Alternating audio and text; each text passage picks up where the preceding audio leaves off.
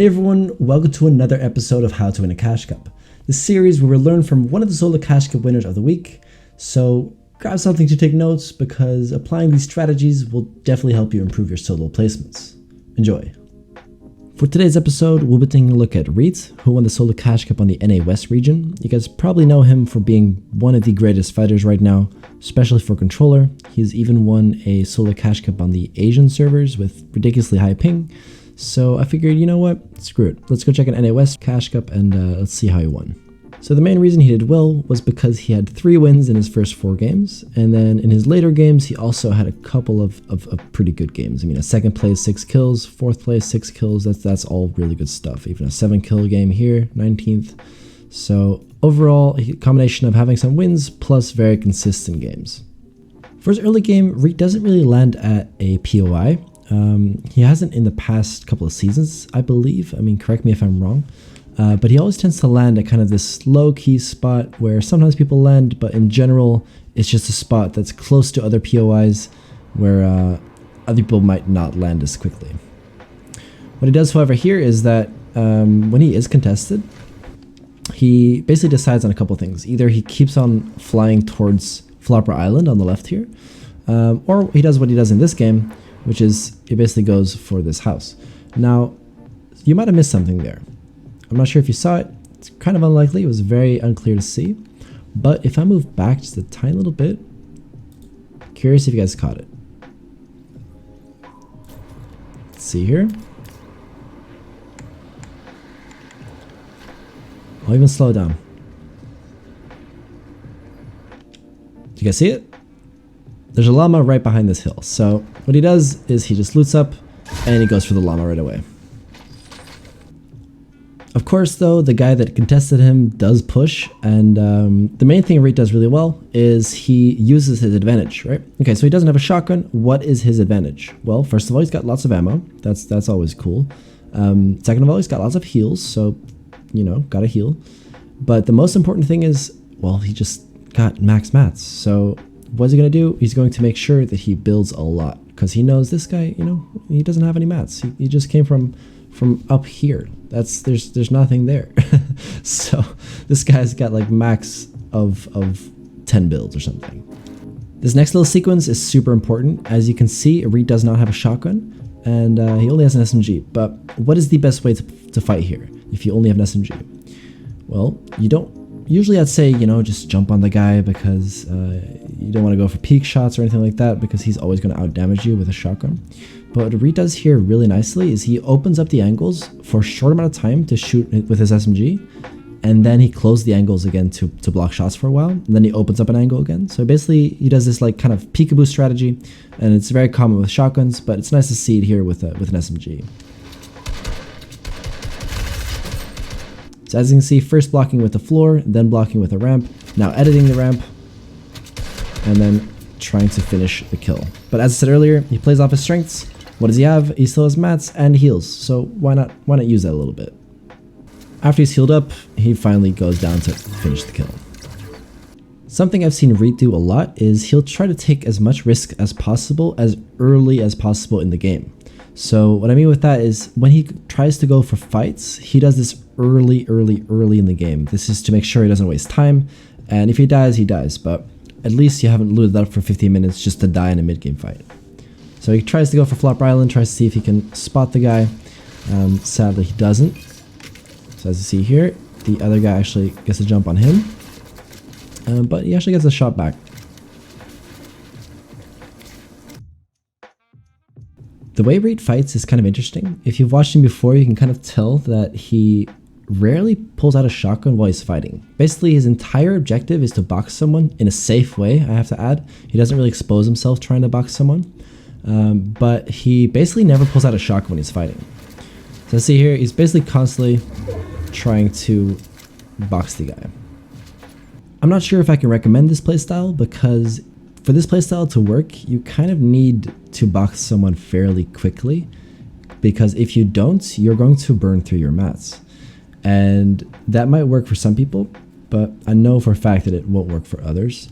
And for most people, I'd recommend going for damage a bit earlier on in the fight. For example, what Noah Riley would do. Noah Riley generally doesn't use as much mats in the beginning of his fight. And Reet basically his entire fight is just him having his builds out, trying to box someone in a safe way. I have to add in a safe way. He doesn't try to just run at someone trying to box them, which is what a lot of creative warriors would do, but Reet does it in a fairly safe way, so it doesn't expose him too much.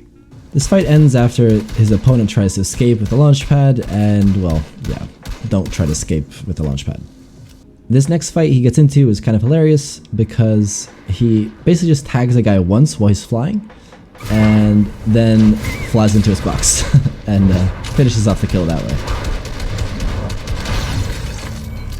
What Reet's strategy looks like is basically fight everyone until second zone is closing in, and after that, play passive and play for endgame. At least after he's had his first 1 or 2 W key games. Once he has to rotate, he basically uses his marker to understand where zone is going to be and how he should get there. Now, if you look at this position, it's kind of difficult to know how you should move because it's unclear if there's any people in those builds on the left. But what Reet does is he pops his splash and decides to go under the mountain, or the hill more so. The thing is, once he gets here, he realizes, oh, actually a lot of people can see me. So I feel, as you can see here on the left, this guy is watching him, the guy in the middle is watching him, the guy up top in the middle is watching him. There's 2 guys there, and this guy is on his right and behind him as well. So what does he do? He just makes sure to build a lot, not sparing anything, building metal and just full targeting. You do not want to risk in these stat games to get cracked or anything to get you focused. And to be honest, even in this situation, it's already kind of sketchy. Like, he could have gotten focused here a lot quicker. But my point is, if you realize you've made a bad decision when it comes to rotations, or a lot of people can see you, build hard mats and make sure to full tarp. Just don't die. So you don't want to be greedy here. Now again, Reet tries to make the best of what he's got, so he's going to use this tarp that he's made for more angles and more piece control opportunities, what you'll see later. For example, right now there's actually a guy rotating to his right, and he hears him get cracked. Maybe you heard it, maybe you didn't, but Reet jumps on it straight away. It appears to kind of be harder to find him than he thought, but he does eventually find him and tries to phase in. Again, very good tracking. And here, to be completely honest, as a coach, I should be sitting here trying to tell you how to do things or whatever, but I don't really understand why Reet did this in the way that he did. I understand part of it, I think, but he's basically very, very weighty. He's just waiting a lot. So, I mean, obviously, I understand he's waiting for an edit, but what he does here is kind of interesting.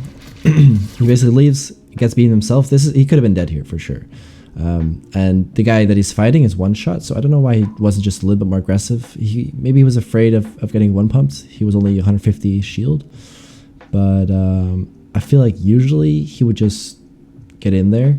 I've seen him do that multiple times, so I don't know why he changed his approach here. So if you remember from my Noah Riley video, it showed a mistake that Noah Riley made when he went for extra mats.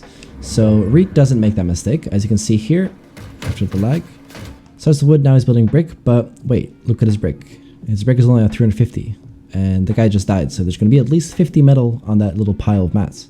So what should he do? He should switch to metal, which he does right here. So the reason you want to switch to metal here, if you didn't hear from my Noah Riley video, is you want to get the most mats as possible, and because you're already capped on metal and you know there's going to be at least 50 metal, probably more, you want to switch to metal here and make sure to grab as much brick as you can. And in this case, he actually completely maxes out, so that's cool. So for the first moving zone, he has 3 pads and a shadowfish, but someone next to him goes for a launch pad. Now, should he try to go for that launch pad as well? Reet doesn't think so, and I probably agree with him because look how many people are going for that launch pad. It's 1, 2, even 3 people going for that launch pad, maybe even 4. So he's just chill and pop his own launch pad. Now this endgame is pretty easy for Reet, seeing as he had 3 launch pads and a shadowfish, but there's still some interesting things to happen here. Now I'll show you later what happens, but keep in mind he has a shadowfish. For now though, he basically just does nothing at all but wait, and then finally uses a launch pad. Alright, so how is he going to go win this game? What we've seen in the past How to Win a Cash Cup games is, well, they usually just pad up to the front side of zone and then they shoot up, or basically they're just front side and they shoot up in the later moving zones. Now, what does Reet do? Well, first of all, he builds a pad and then goes for the shadow. But, someone builds above him. So this plan is not going to work. So what happens instead is he just tries to teleport up slowly. It's not really teleport, it's more like a boost. But then he finds another launch pad here in a sec. Looking at people are up there, by the way. So, boom. There he goes. And now the journey begins. There he goes. And he just goes up and up and up.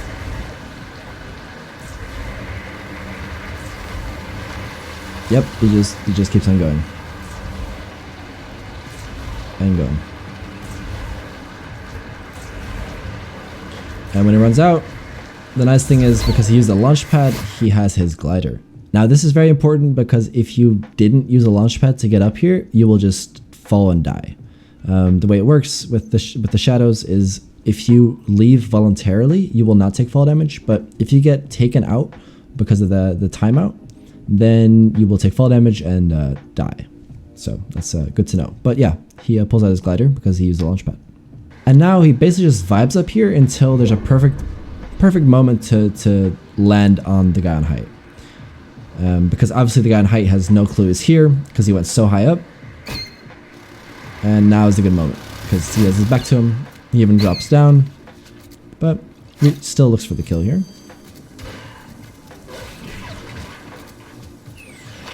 Now, he didn't get the kill, so he's just going to try to hold high ground.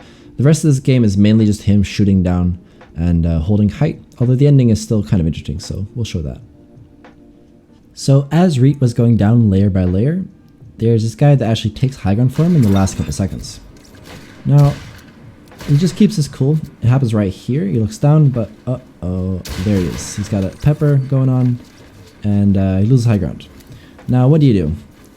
You have the splash, so, well, obviously you should use the splash, which he does. And now what do? He goes for the kill. This guy luckily doesn't see him, and he gets the free kill. Or, well, he gets the free kill and the free win, I guess. Tragics, by the way. Also a very good player. So what have we learned from Reets? Well, the number one thing I should say is if you are going to take risks with W keying, do it early in the game. Don't spend 15 minutes looting and then go W key. You've basically spent 15 minutes maybe wasting your time if you die. So do it early or don't do it. The second thing you can learn from Reet is how he plays his piece control. He doesn't just blindly runs into things. He's very good at tracking his opponent and making sure that the way he piece controls is... The way he piece controls, that sounds really dumb. But you know what I mean. The way he builds is not going to expose him too much. So he doesn't prioritize piece control over his own safety. Now that's very important, and I want you guys to remember that, because too many people nowadays are just running blindly into opponents and then not understanding why they're dying so much. It's because you're just fully boxing players while showing your head. So don't do that and learn from Reet. Alright guys, that's it for today's episode. Hopefully you learned a bit and enjoyed the video. Good luck in the Solo Cash Cup and also in FNCS of course, if you're playing. Let me know how it goes and I'll talk to you next week.